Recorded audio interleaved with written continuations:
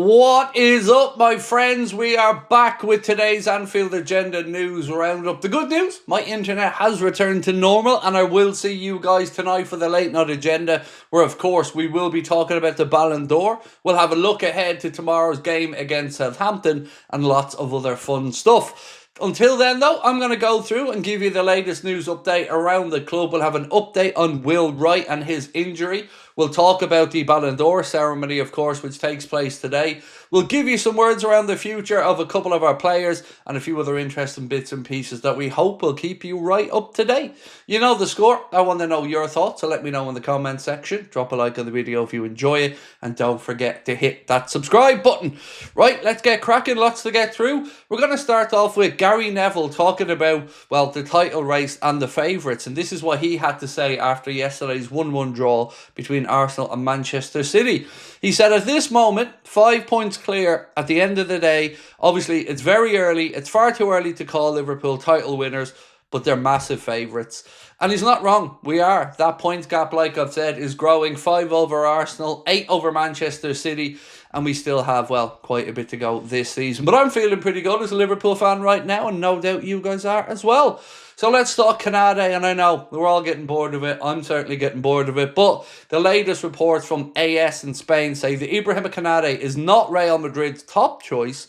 Their primary target is Arsenal's William Saliba. Now, this does contrast with other reports today that we'll move on to in a moment about Konate's future, but hopefully the big man stays and signs a new deal. Right, let's talk Casemiro. Weren't expecting me to say that on this video now, were you? But Casemiro, well, to be fair to him, he's had some kind words to say about one of our stars.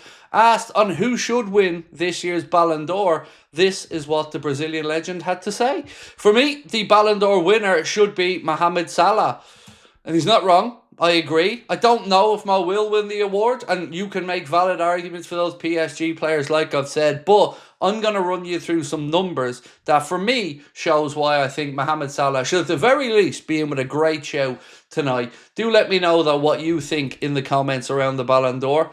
Got to move on now to speak a little bit about some players who may feature tomorrow for the Reds. We've got a little bit of hint on who didn't play today, so let me read this to you. Lewis Bower said, Trey Neone, Jayden Danns, Kieran Morrison and Tommy Pilling did not feature for the under-21s game against Manchester United yesterday, which means that it could hint towards a possible inclusion in the Southampton squad. We are expecting a much changed squad for that one, with a lot of the senior players being completely left out. Milos Kerkez has been praising Andy Robertson, his fellow left-back at Liverpool. This is what Milos had to say. He's a legend who did amazing things, won everything and still has quality. It's not like he's not here. He's a squad player. This is Liverpool. We're competing. He's pushing me. I'm pushing him. And I think that is important at a big club like this. So whilst we're talking about players from opposition clubs that think Mohamed Salah should win the Ballon d'Or, well, let's throw in a couple more here from Bernardo Silva and Rodri, who are talking about the toughest opponent they've ever faced. They've both said, in the Premier League, I would say Mohamed Salah and Liverpool. In the Champions League, Real Madrid. But in the Premier League, it is Liverpool. So look, Rodri, a very deserving Ballon d'Or winner before Mo. Do they know something that we don't? The world is apparently going to get a surprise tonight, according to one outlet. More on this in a moment. But before I do, let's talk about Ugo Ekitike and his fantastic sense of humour. My favourite player to watch? Simply said, Mohamed Salah. I watch him every day. My favourite player to watch from another team? None. I like it. Toughest defender I faced so far? None. I like it. And why would he have a tough one? Dude's been banging in goals and doing well. So, Marca, the Spanish outlet, have said people will be shocked about the Ballon d'Or winner tonight. Now, I don't know what they mean by shocked, but let's take you to what the Egyptian national team manager has had to say in his passionate plea for Mohamed Salah to be crowned the Ballon d'Or winner. He said, considering the hardships he encountered along his journey, he deserves it. Based on the size of the challenges you overcome, he deserves it. Measuring years of brilliance, excellence and creativity in the strongest league in the world, he deserves it. It is difficult to get to the top, but all the difficulty lies in continuing at the top, and he has reached the top and continued on it for many years, thanks to God first, then his talent, hard work and determination, until he became a role model for all success seekers. Is it time for football to be fair, and fair with them to choose the winner? Our prayers and the prayers of all Egyptians and all Salah's fans around the world that Salah should be the winner of the Ballon d'Or, or to be the greatest crowning of the career of a great player that may not be repeated again in our history of Egyptian, Arab and African football, but also international. So you can see there, he really wants Mo to win it. And I think none of us could deny that the great man, at some point in his career, deserves to have that Ballon d'Or. The sheer numbers he has put up year after year after year for both Liverpool and, of course, the Egyptian national team are insane. More on that in a minute, and I'm going to walk you through some of those achievements and why, again, Mo is a very deserving contender for the Ballon d'Or. So, this just in from the Madrid zone, they say Ibrahima Konate and Dayot Upamecano both want to join Real Madrid as free agents in 2026, but of course they're going to say that, aren't they?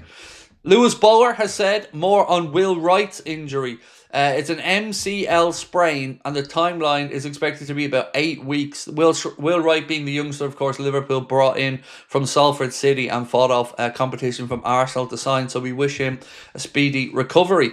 So I'm going to take you through now some of the astonishing numbers around what Mohamed Salah has done, and then we'll talk about why he deserves to be the Ballon d'Or winner. So 29 goals and 18 assists over the last year. Mohamed Salah, 2024-25 in the Premier League, had the most goal involvements ever in a single Premier League season. The most goal involvement in a 38-game season with 47 goals and assists. The most European involvements in the most goal involvements in Europe's top 5 leagues. The first player in Premier League history to score or assist in 10 consecutive games 3 times. The only player to be involved in 40 plus goals in 2 different Premier League seasons. The most goal involvements in a single calendar month with 14 goals and assists. The most goal involvements away from home with 27 goals and assists.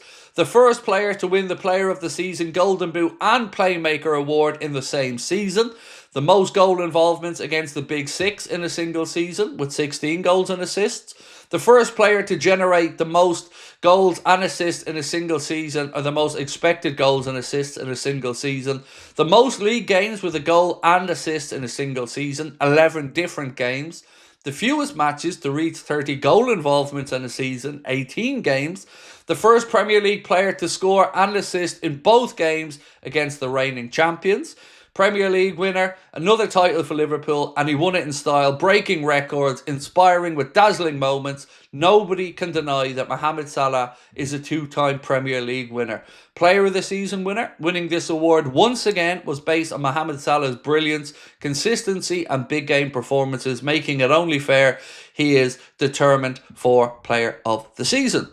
Golden Boot winner, the winner once again with 29 goals. Now he has 4 Golden Boots to his name.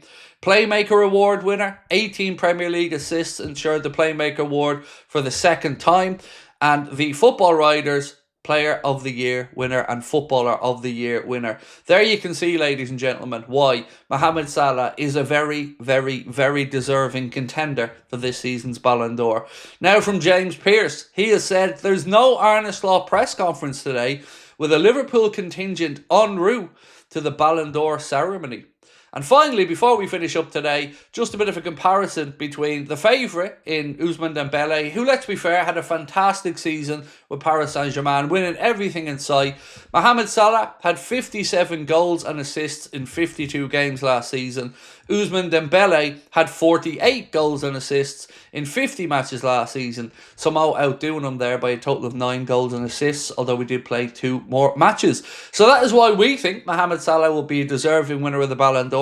Do let me know in the comments what you guys are thinking, what you're expecting tonight. And of course, I will be back here at 8:45 for the late night agenda. I hope you can join me for it. We have a lot coming up this week. We'll have the watch along tomorrow as well of the Southampton game, where we will be starting from 6:45 p.m. We'll have our match reaction, our player ratings video. And if you would indulge me, folks, before you go, a reminder, our last ever show is taking place at the Hot Water Comedy Club in Liverpool, Sunday the 19th of October. This is our final stage show. Tickets are priced at just £15. You can get them with the QR code on the screen there now. It is an all-ages event, and all the money that we raise from our side of it will be going to that wheelchair basketball chair fund for Joe Lewis that we're helping to try and get him to for all of Joe's great work in his community. So that is it for me, ladies and gents. Appreciate your feedback and thoughts as always. I do apologise once again for not being able to go live yesterday. I'm at the behest of the internet companies, am I? So we'll talk to you later on. Have a good one.